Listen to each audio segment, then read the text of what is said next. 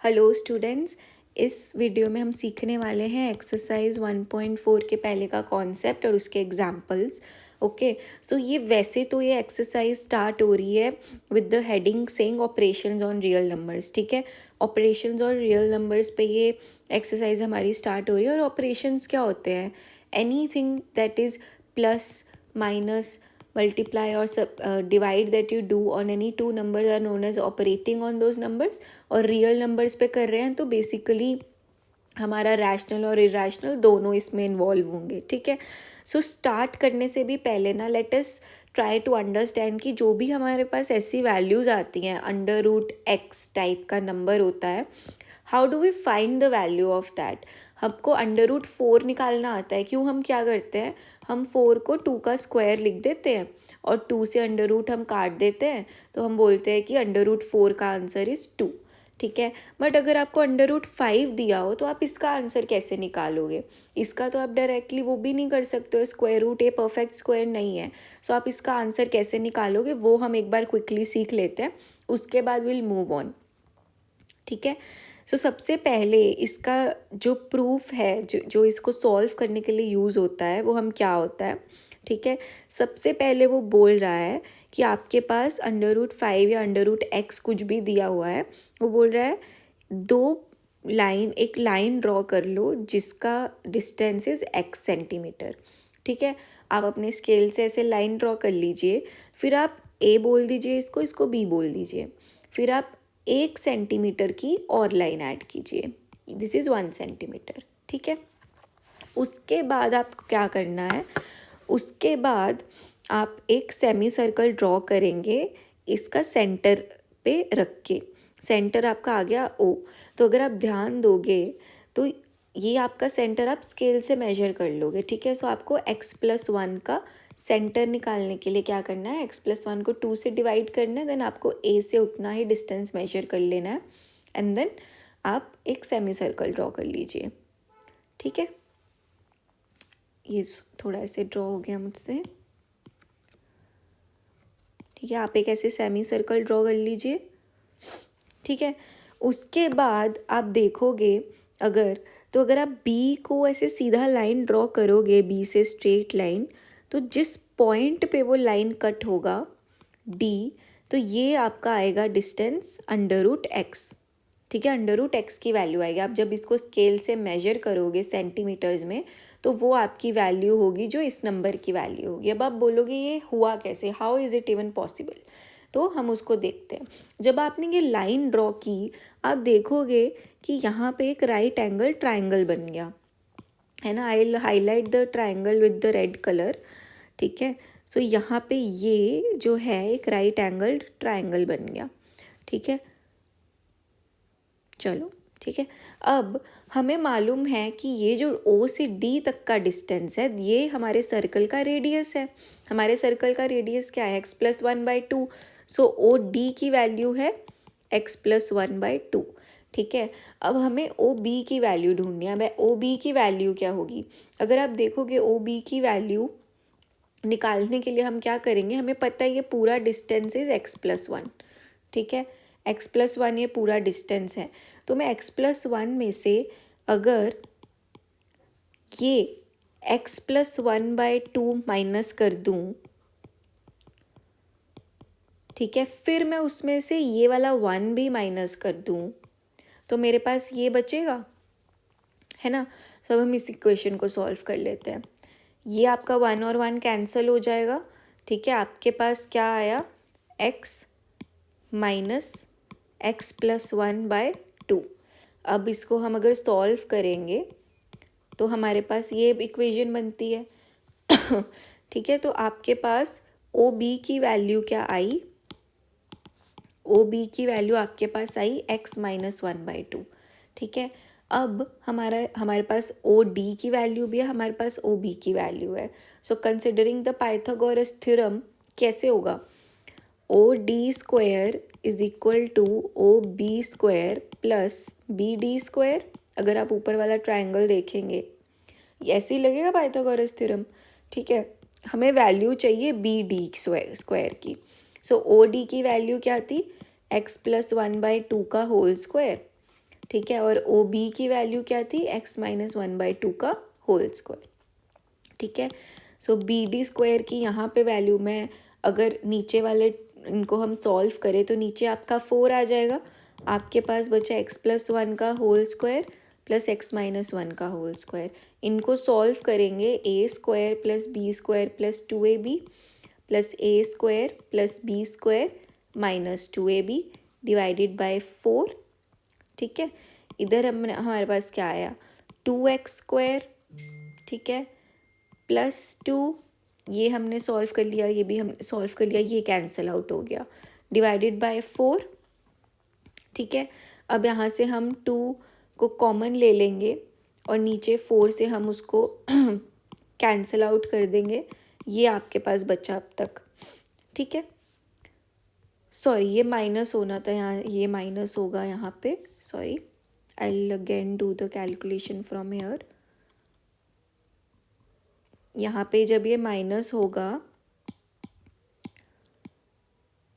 तो आपके पास यहाँ पे आएगा A square plus B square minus plus 2ab, then minus A square minus B square plus 2ab divided by 4, तो आपका ये कैंसिल हो जाएगा, आपके पास बचा 4x/4, तो ये आपके पास बचता है यहाँ पे x, ठीक है। और हमारे पास बी डी स्क्वायर था इज इक्वल टू x, तो बी डी की वैल्यू क्या हुई आपकी, √x, जो हम ढूंढना चाहते थे। ये आपके एग्ज़ाम पॉइंट ऑफ व्यू से उतना इम्पॉर्टेंट नहीं है, इट्स जस्ट कि वी आर अंडरस्टैंडिंग हम कैसे आंसर निकाल सकते हैं। अगर आपको कल को कोई भी अंडर रूट का वैल्यू निकालना है तो you can do it diagrammatically, आपको उतने ही डिस्टेंस का एक लाइन बनाना है जितना वो आपका नंबर अंदर है, फिर आपको 1 सेंटीमीटर का और लाइन बनाना है, इसका सेंटर लेके आपको एक सेमी सर्कल बनाना है, फिर जहाँ पे ये पॉइंट उस सर्कल को कट करेगा वो डिस्टेंस मेजर करना है, तो आपके पास उस अंडर रूट की वैल्यू आ जाएगी। आप अभी के लिए इतना भी समझ लेंगे तो वुड बी इनफ, ठीक है। सो अभी हम स्टार्ट करते हैं अपनी एग्जाम्पल सॉल्व करने से,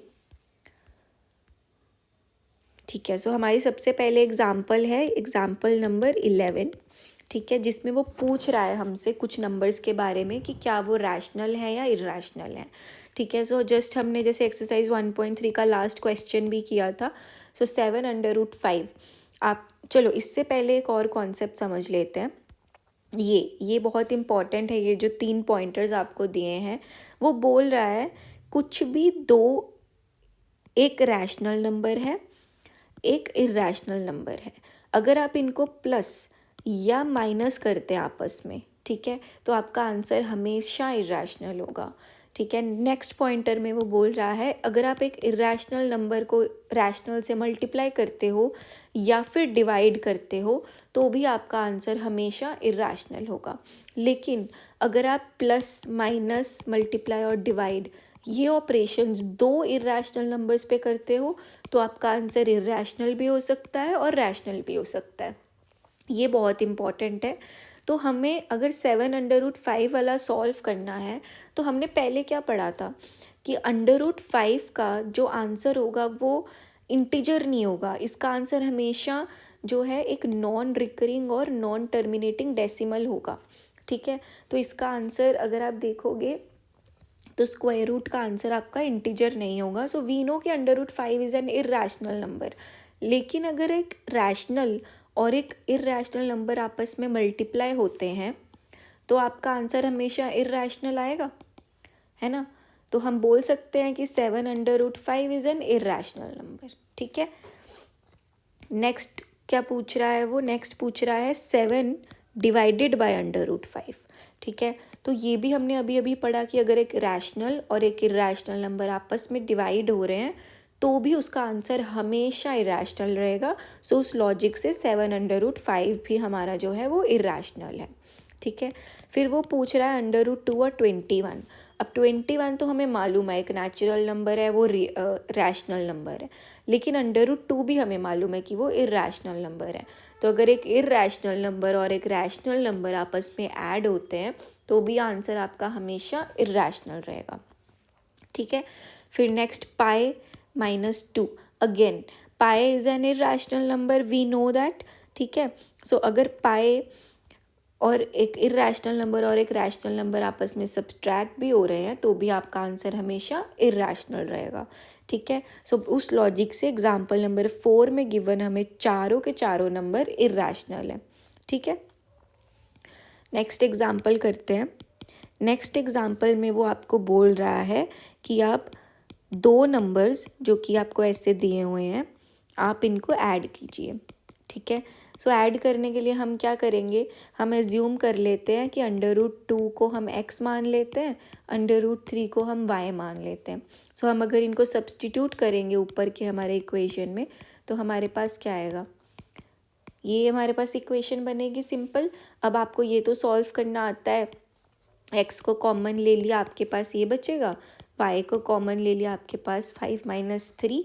ठीक है, सो ये आपका आ गया 3x, ये आपका आ गया 2y। x क्या था हमारा √2 था और y क्या था हमारा √3 था। सो ये आपका आंसर आ गया। ठीक है, मूव ऑन करते हैं नेक्स्ट एग्जाम्पल पे। Example number 13। एग्जाम्पल नंबर 13 आपको मल्टीप्लाई करने के लिए बोल रहा है 6 × √5 को 2 √5 से। तो इसको हम सिंपली बहुत लेमैन में लिखे, 6 भी 5 से मल्टीप्लाई हो रहा है यहाँ पे और 2 भी 5 से मल्टीप्लाई हो रहा है, हम इसको ऐसे लिख सकते हैं। तो 6 को 2 से पहले मल्टीप्लाई करके हमारे पास 12 आ गया। फिर अगर मैं √5 और 5 को मल्टीप्लाई करूँ तो √ कॉमन निकल जाएगा और अंदर का 5 × 5 आ जाएगा। फिर हमको मालूम है कि 5 × 5 तो 5 का स्क्वायर हो गया, तो √ से स्क्वायर कट जाएगा, सो आपके पास सिर्फ 5 रह जाएगा। 12 को 5 से मल्टीप्लाई करेंगे तो 60 आता है। ठीक है, अब एग्जाम्पल 14 करते हैं। उसमें वो 8 √15 को 2 √3 से डिवाइड करने बोल रहा है। तो 2 से तो पहले हम 8 को कट कर देते हैं, तो हमारे पास क्या बचा, 4 √15 डिवाइडेड बाय √3। हमको पता है कि हम √15 को ऐसे लिख सकते हैं √5 मल्टीप्लाइड बाय 3।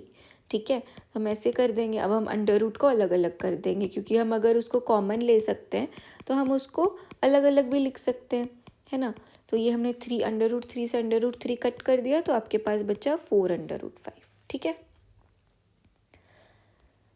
मूव ऑन करते हैं हम नेक्स्ट उस पर। तो ये कुछ रूल्स हैं जो आपको पता होने चाहिए, जहाँ पे 2 √ को आप कैसे सॉल्व करते हो। हमने अभी अभी पढ़ा कि अगर 2 नंबर एक √ में मल्टीप्लाई हो रहे हैं तो हम उनको अलग अलग भी लिख सकते हैं। जैसे हमने यहाँ पे क्या किया, हमने 5 और 3 को अलग अलग करके लिख दिया। ठीक है, और अगर वो डिवाइड हो रहे हैं तो भी वो अलग अलग हो सकते हैं। सिमिलरली अगर आप 2 √ को आपस में मल्टीप्लाई करते हो तो उनका जो है मल्टीप्लिकेशन फैक्टर कट हो जाता है स्क्वायर रूट से।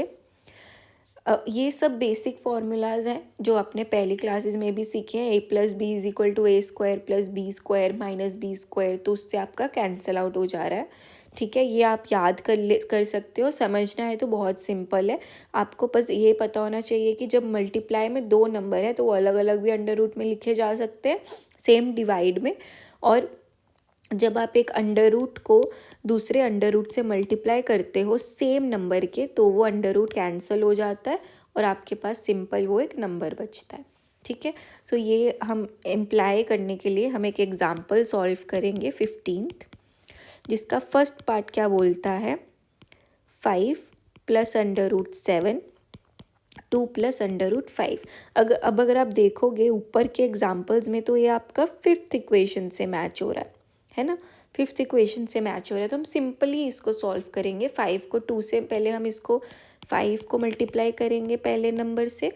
ठीक है, फिर हम √7 को मल्टीप्लाई करेंगे दोनों नंबर से, जैसे हम हमेशा करते हैं। 5 × 10, 5 × 2 10, 5 × √5 ऐसे, देन 2 × √7 प्लस √7 √5 आपस में मल्टीप्लाई होंगे तो ये कॉमन हो जाएगा। ठीक है, सो 10 + 5 √5 प्लस 2 √7 प्लस 7 5 35। ठीक है, अभी के लिए ये हमारा आंसर है। हम चेक कर लेते हैं इसका answer. This is the answer. Simple हमें उसको मल्टीप्लाई करना, बिल्कुल भी इसमें कन्फ्यूजन वाली कोई बात नहीं है। ठीक है, तो अगर मैं ये देखूं तो 5 + √5 देन 5 - √5, सो ये कौन सी इक्वेशन को मैच कर रहा है? ये आपकी फोर्थ इक्वेशन को मैच कर रहा है। तो इसका आंसर क्या होगा? अगर मैं ऐसे लिख दूँ, 5 को मैं ए मान लूँ और 5 को ही मैं बी भी मान लूँ, ठीक है, ए भी 5 है और बी भी 5 है, तो आपका आंसर क्या आएगा? A square minus B. तो ए भी हमारा 5 ही माना था हमने और बी को भी हमने 5 माना था, तो हम 5 कॉमन निकाल लेंगे, हमारे पास 5 माइनस 1 बचेगा। So 5 into 4 is equal to 20। Check कर लेते हैं, यही आंसर आया, उन्होंने भी सेम फॉर्मूला लगाया, ठीक है। नाउ थर्ड पार्ट इसका हम सॉल्व करेंगे। थर्ड पार्ट में वो सिंपल ए स्क्वायर प्लस बी स्क्वायर वाला फॉर्मूला लगा रहा है, हम उसको इस फॉलो करेंगे। √3 का स्क्वायर, √7 का स्क्वायर प्लस 2ab, स्क्वायर से स्क्वायर कट जाता है, सो 3 + 7 + 2, 7 3 ज़ा 21। सो आंसर क्या आएगा आपका? 10 + 2 21। अगर हम 2 कॉमन निकालेंगे तो आंसर आएगा 5 + √21, 2 कॉमन निकालने के बाद यही आपका आंसर आया, ठीक है। चलो अभी लास्ट पार्ट इसका कर लेते हैं, फोर्थ पार्ट, जिसमें वो बोल रहा है √11 माइनस √7 मल्टीप्लाइड बाय √11 प्लस √7। इसमें देखो कौन सा फॉर्मूला लग रहा है? थर्ड नंबर फॉर्मूला लग रहा है, right. So simple a minus B, so a is equal to 11, b is equal to 7। आपका आंसर क्या आना चाहिए? 11 माइनस 7 इज 8, ठीक है, सॉरी 4, 11 माइनस 7 इज 4, तो वो आपका आंसर है, ठीक है। अभी हम नेक्स्ट एग्जाम्पल भी कर लेते हैं, which is example number 16। Example number 16 में वो बोल रहा है rationalise the denominator of 1 into √2। Rationalise क्या होता है? सिंपल हमें जो है नीचे वाले नंबर को रैशनल फॉर्म में लिखना है। Rational number is can be written into p/q where q is not equal to 0, ठीक है। हम सिंपल क्या करेंगे इसको रैशनलाइज करने के लिए? ऊपर भी √2 से मल्टीप्लाई कर देंगे, नीचे भी √2 से मल्टीप्लाई कर देंगे। 1 से √2 मल्टीप्लाई हो गया, √2 आ गया, नीचे जब दोनों मल्टीप्लाई होंगे तो ये स्क्वायर हो जाएगा एक दूसरे का, 2 से √ कट हो जाता है, सो आपके पास क्या बचा? दिस। ये आपका आंसर आ गया, हमारा जो नीचे का डिनोमिनेटर है वो रैशनलाइज हो गया, ठीक है। एग्जाम्पल नंबर 17 भी हम ये ऐसे ही सॉल्व करेंगे। रैशनलाइज द डिनोमिनेटर ऑफ 2 √3, ठीक है। अब हमें इसको रैशनलाइज करना है, मतलब हमें उसको उसमें √ नहीं चाहिए, we don't want an √ in our denominator. तो अगर आप देखोगे इन फॉर्मूला में कौन से ऐसे आंसर है जहाँ पे आपका √ नहीं आ रहा है, ठीक है। अगर आप फोर्थ इक्वेशन देखोगे आपको दिखेगा कि a प्लस √b थोड़ा सिमिलर है इससे, ठीक है, पर अगर आप उसको a माइनस √b से मल्टीप्लाई करोगे तो आपका जो है √ हट जाएगा उसके आंसर से। सो हम फोर्थ इक्वेशन इसमें यूज़ करेंगे। सो हम एज्यूम करेंगे कि a इज़ इक्वल टू 2 और b इज़ इक्वल टू 3, ठीक है। सो हमने इसको ऐसे लिख लिया a प्लस √b, ठीक है। अब मैं ऊपर भी a माइनस √b से मल्टीप्लाई कर दूंगी, नीचे भी a माइनस √b से मल्टीप्लाई कर दूंगी। जब मैंने ऐसा किया तो मेरे नीचे का इक्वेशन फोर्थ इक्वेशन जैसा बन गया। ऊपर मैंने ऐसे ही मल्टीप्लाई कर दिया उसको 1 से, पर नीचे मैंने a स्क्वायर माइनस b लिख दिया। अब मैं इनमें वैल्यू सब्सटीट्यूट कर दूंगी। a क्या था? 2, ठीक है। नीचे क्या आ गया हमारे पास? 2 का स्क्वायर, और b क्या था हमारा? 3, तो नीचे मेरा ऐसे 3 आ गया। तो मेरा आंसर क्या आया? 4 माइनस 3, ठीक है। 4 माइनस 3 क्या होता है? 1, और 1 लिखने की हमें ज़रूरत नहीं है नीचे, तो हमारा आंसर आ गया ये। जब हमने एग्जाम्पल नंबर 17 में उसको रैशनलाइज किया तो हमारा आंसर ये आ गया, ठीक है। एग्जाम्पल नंबर 18 भी अभी सॉल्व कर लेते हैं, जिसमें वो बोल रहा है rationalise the denominator of this equation. तो इसमें हम न्यूमिनेटर को इग्नोर कर देंगे, हम डिनोमिनेटर देखेंगे। अब डिनोमिनेटर में हम कौन सा इक्वेशन यूज़ करना चाहिए? मेरे हिसाब से हमें थर्ड यूज़ करना चाहिए, क्योंकि यहाँ पे हमें √a माइनस √b है। तो अगर मैं a को 3 मान लूँ और b को 5 मान लूँ तो मैं इस इक्वेशन को इजीली सॉल्व कर सकती हूँ, ठीक है। सो मैंने ऐसे लिख दिया, ठीक है। अब मैं इसको अगर a √a प्लस √b से मल्टीप्लाई करूँगी तो मेरा आंसर आ जाएगा वही जो मुझे चाहिए। तो under root A plus under root B, similarly under root A plus under root B. ठीक है, सो ये मैंने ऊपर सिंपली उसको ऐसे ही मल्टीप्लाई कर दिया। नीचे क्या आएगा मेरा, ए माइनस बी, थर्ड इक्वेशन को देखते हुए। ठीक है, सो 5 अंडर रूट ए क्या था 3 प्लस बी क्या था 5। ठीक है, नीचे क्या आएगा 3 माइनस 5। ठीक है, अब 3 माइनस 5 क्या होता है -2। सो आपका आंसर आएगा नेगेटिव में, बट आपका आंसर है ये। ठीक है, चेक कर लेते हैं एक बार।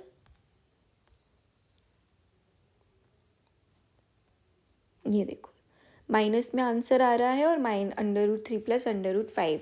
तो इसमें आपको सिंपल एक चीज़ का फोकस करना है कि आपका जो एंड पे डिनोमिनेटर है उसमें आपका अंडर रूट नहीं होना चाहिए।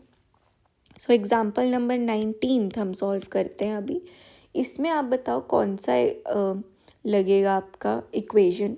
अगर आपको नहीं श्योर हो रहा है तो सिंपल आपको क्या करना है, इस केस में अगर a प्लस बी के फॉर्मेट में आपको कुछ भी गिवन है, आपको a माइनस बी से उसे मल्टीप्लाई कर देना। सो अगर मैं 7 प्लस 3 अंडर रूट 2 को 7 माइनस 3 अंडर रूट 2 से मल्टीप्लाई करूँगी दोनों जगह, ऊपर मेरा 7 माइनस 3 अंडर रूट 2 ही रह जाएगा। ठीक है, और नीचे मेरा क्या आएगा a square minus B square, a square minus B square. ठीक है, सो ऊपर तो वही रह गया, नीचे 7 स्क्वायर क्या होता है 49, 3 का स्क्वायर क्या होता है 9, और 2 का इसे कट हो जाएगा तो 2। ठीक है, so 7 minus 3 under root 2, 49 minus 18, 7 minus 3 under root 2, 31। ये आपका आंसर आएगा एग्जाम्पल नंबर 19 का। ठीक है, नेक्स्ट से हम एक्सरसाइज 1.4 स्टार्ट कर देंगे।